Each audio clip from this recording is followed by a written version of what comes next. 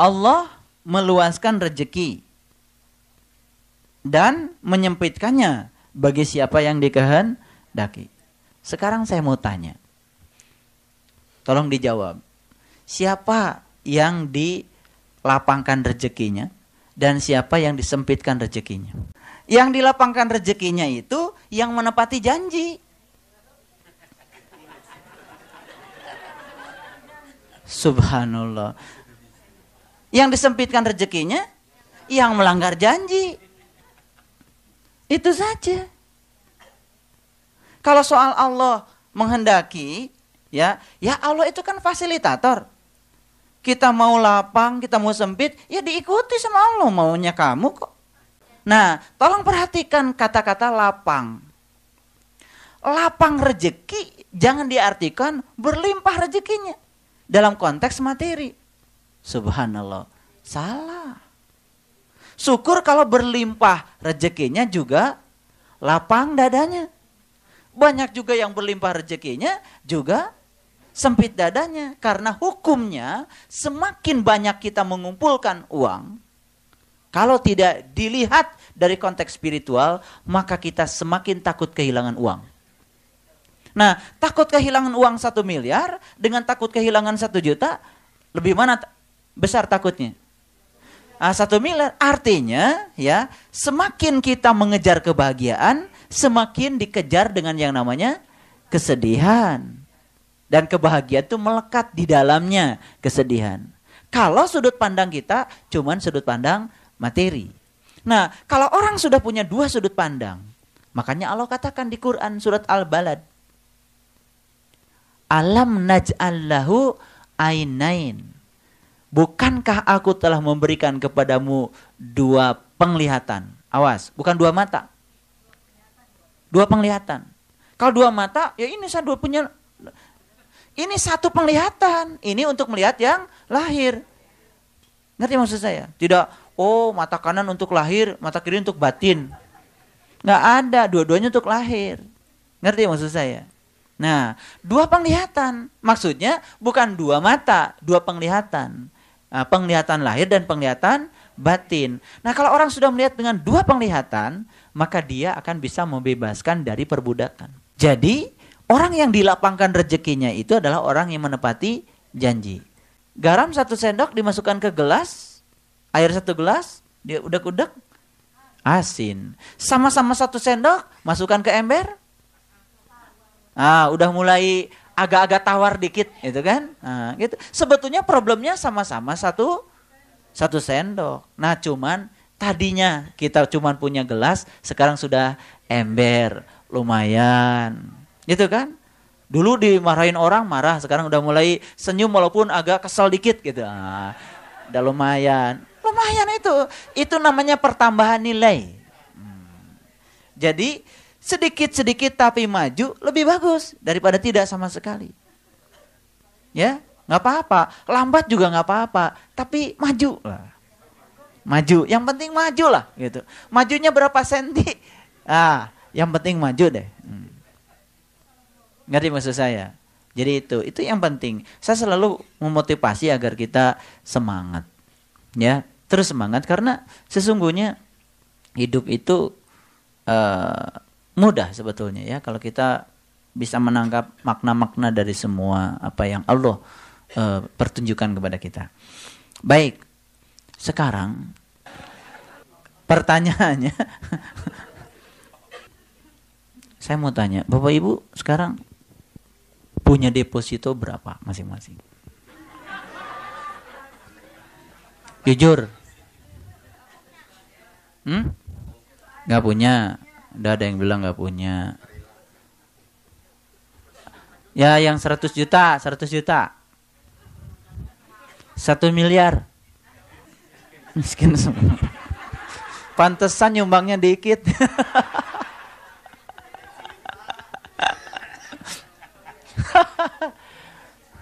Yang 100 miliar.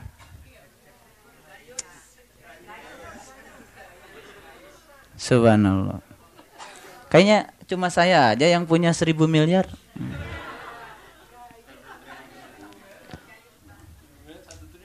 Saya sekarang 1.000 miliar lebih depositonya. Ada teman saya, ya, matanya tiba-tiba buta. Dia punya uang 2 miliar. Dia operasi di Singapura. Habis 2 miliar. Jadi kalau saya sekarang bisa melihat, berarti saya punya lebih dari 2 miliar. 1. Hitung. Baru betul. Dari tadi kemana aja. Iya. Coba baca di koran, ya, tempo hari ada orang diponis oleh dokter itu otaknya kanker. Ya. Dia harus operasinya katanya di Belanda. Ya, perlu dana 10 M itu operasinya. Jadi sekarang saya bisa mikir. Jadi di kepala saya punya berapa? 10 M lebih. Jumlahkan udah berapa deposito saya? Iya. Iya. Subhanallah. Jadi, ya, yang namanya rezeki itu kita selalu fokus kepada apa yang disebut dengan uang dan materi. Sampai kita melupakan berapa uang yang Tuhan berikan kepada kita. Yang berwujud kesehatan, kenikmatan, merasakan asinnya garam, merasakan manisnya gula. Berapa M itu? Bayangkan kalau kita hari ini kehilangan rasa, kita punya uang 20 miliar. Apa yang kita usaha? Kita tidak makan uang, tapi berobat kemana-mana sampai habis itu 20 miliar. Bisa jadi begitu? Bisa jadi. Bahkan kalau ada orang yang punya uang banyak, kemudian dia ingin menebus kembali nyawanya supaya tidak keluar dari tubuh ini, mungkin dia bisa beli. Jadi sehat dan kehidupan ini luar biasa. Makanya rezeki itu jangan selalu diukur dengan. Ketika kita mau ukur rezeki dengan uang, bersiap-siaplah untuk mendapatkan kesempitan. Padahal kita datang ke tempat ini, dapat pengajian seperti ini. Luar biasa kan karunia Allah. Setelah ngaji, gak iuran juga dapat makan. Ini saya terus terang kan, kalau di sini kan tidak boleh pakai mutasabihat.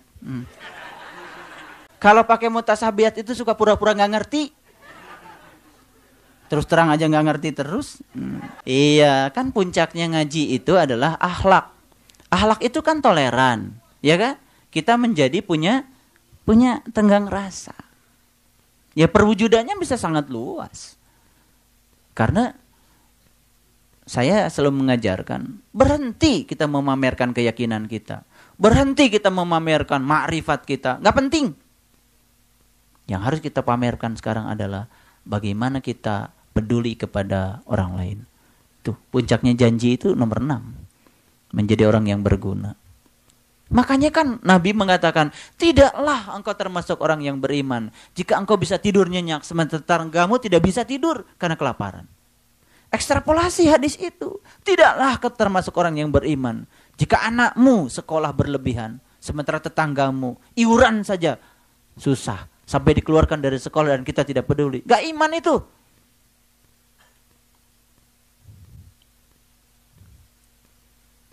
Makanya saya bikin sekolah di Bandung itu. Gedungnya udah bagus. Kalau saya mau bikin sekolah unggulan, saya ahlinya bikin sekolah. Bikin sekolah mahal, saya bisa. Ahlinya mau saya konsultan.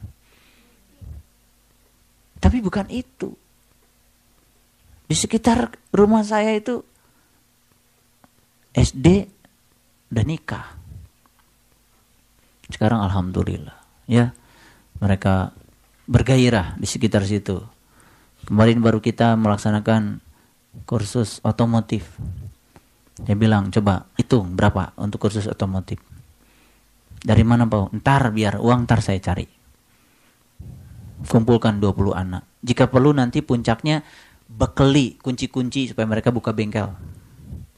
Tuh, hitung berapa satu anak. Kasih seragam biar gagah sedikit lah. Gitu. Kasih seragam kan, kalau pakai seragam itu kan lagi cuci sepeda motor juga beda semangatnya kalau pakai seragam.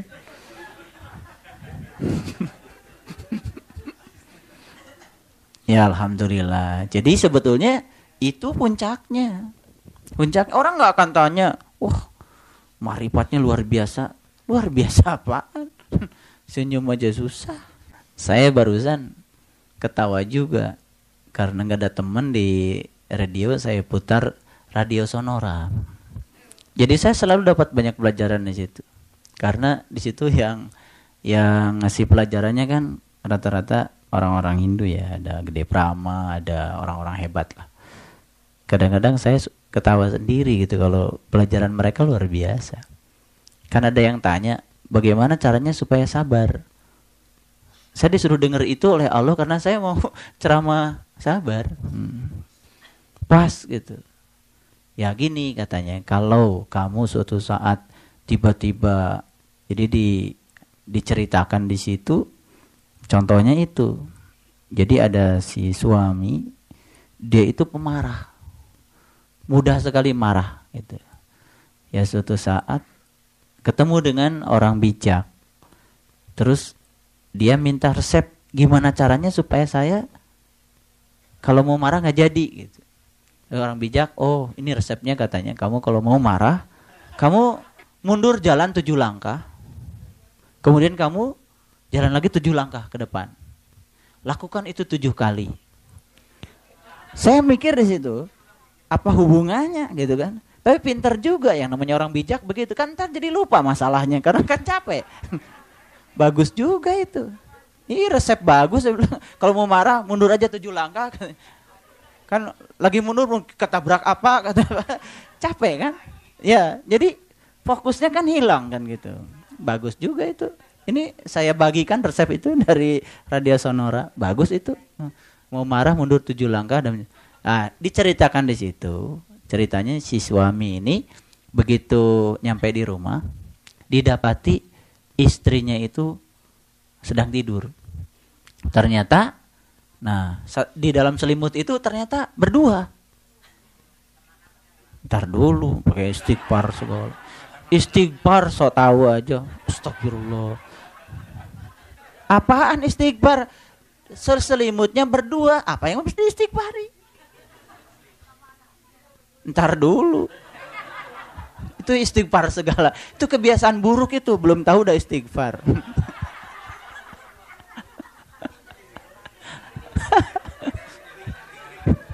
Ya itu kepribadiannya langsung tercermin. Itu negatif pasti pikirannya. Subhanallah. Itu belum sukses tuh saya berarti ngajar ngaji di sini. Belum jelas sudah istighfar. Istighfar tuh bagus tapi gak tepat itu. Saya belum selesai ceritanya udah istighfar.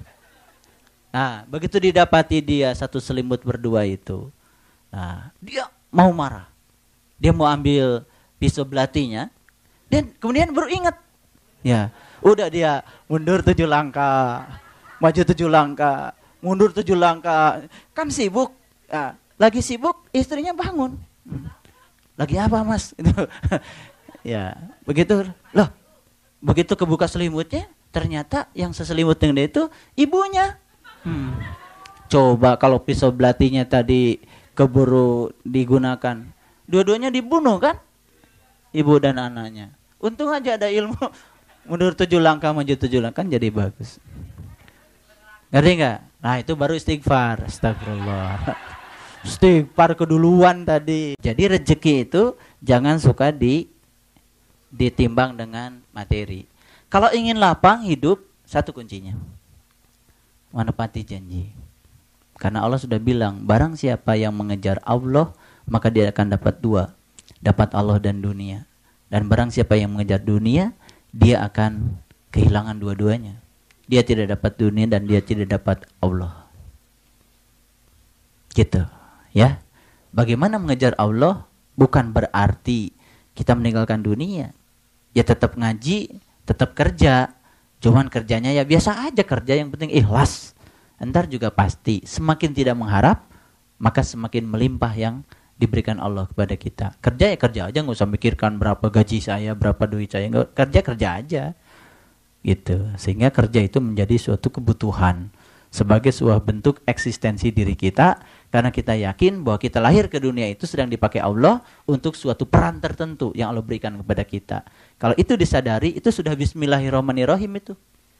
Walaupun gak baca bismillahirrahmanirrahim, itu sudah lebih bismillah itu. Kalau kita meyakini itu. Nah ini kan kita kebanyakan upacara lalu tidak menyadari bahwa kita itu ada di dunia, peran apapun yang sekarang sedang kita kerjakan, kita sedang dipakai menjadi kepanjangan tangan Allah. Allah sedang bekerja ya dengan tangannya lewat diri kita. Dan Allah mengatakan di Quran, yadullah fawqa aydihim. Tangan Allah ada di atas mereka.